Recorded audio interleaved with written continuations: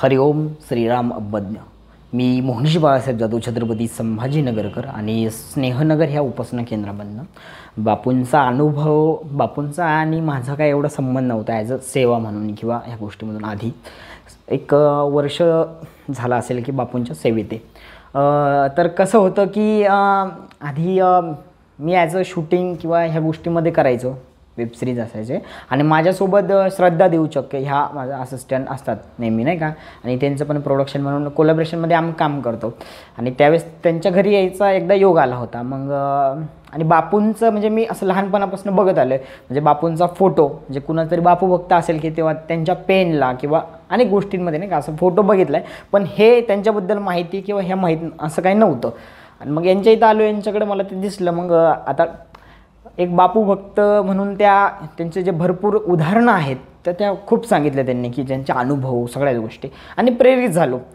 पण समोरच्याचे अनुभव एक श्रद्धा बसली की बाबा हां ठीक आहे आपण जर काय। आणि एकदा असंच मला कोल्हापूरच्या निमित्त एक शूट होतं आणि मला इथून जायचं होतं आणि कसं कोल्हापूरचे माणसं माझा काही संबंधच नव्हता त्या टीमशी आणि प्रथमच वेळेस जात असताना की मग इथून रात्री निघायचं होतं मला। तर मी रात्री इथं श्रद्धा त्यांची आलो आणि इथं बापूंना प्रार्थना केली, म्हटलं की माझं ते काम फक्त चांगलं रीतीने होऊ द्या बाबा, तुमचा आशीर्वाद माझ्या पाठीमागे राहू द्या। म्हणून मी त्यांचं आपलं घेतलं आणि ते आईने मला उदी लावली आणि मी निघालो आपलं बसने।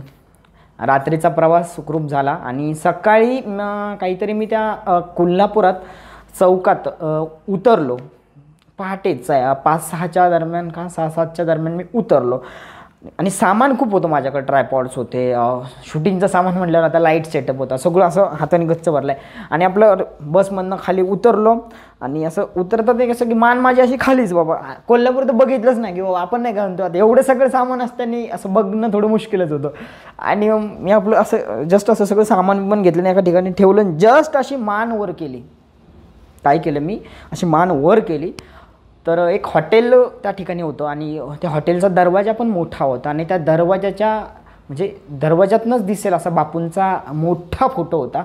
म्हणजे हाच फोटो जो इथं लावलेला आहे तोच फोटो तिथं त्यांच्या हॉटेलमध्ये मोठा लावला होता म्हणजे। आणि तिथं मला बापूंचे दर्शन झाले। मी ते सामान तसंच खाली ठेवलं आणि माझ्यासोबत अजून एक माणूस होता, ते म्हणले अरे चल ना, लगेच रिक्षा म्हणजे उतरल्या रिक्षावाले हे रेडीच होते नाही का की चला कुठे जायचं। त्यांनी ते सामान टाकूस तर मी आपलं गेलो, शूज काढला ना, आम्ही दर्शन घेतलं आणि म्हटलं मला तिथं हेच समजलं की बाबा बापूंनी सुद्धा मला दाखवलं की बाबा तू कोल्हापुरात चालला। मला कोल्हापुरातलं पहिलं दर्शन बापूंचा फोटो लाभला। म्हणजे मी बापूला रात्री निघताना प्रार्थना बापूंशी केली होती आणि सकाळी आल्याच्या नंतर म्हणजे मला दर्शनच डायरेक्ट बापूंचं। म्हणजे मला बापूंना मला सांगायचं असेल की बाबा तू बिंदास जा, मी आहे तुझ्या पाठीमागं, तू टेन्शन घेऊ नको, तुझं काम कर। म्हणजे तिथं कोल्हापुरात पहिलं म्हणजे कोल्हापुराचं काहीच नाही बघितलं, रोडसुद्धा नाही बघितलं मी, अक्षरशः ते त्याच्यात माझ्या याच्यातच होतं, मी सामान ठेवायच्या ह्याच्यामध्ये। आणि ज्यावेळेस मी सहज अशी मान वर करून बघितलं तर बापू दिसले अक्षरशः। म्हणजे मला तो अनुभव आणि ते शूटिंग पण एकदम सुंदर व्यवस्थित झालं, तो प्रवास पण फार सुंदर सुखाचा झाला।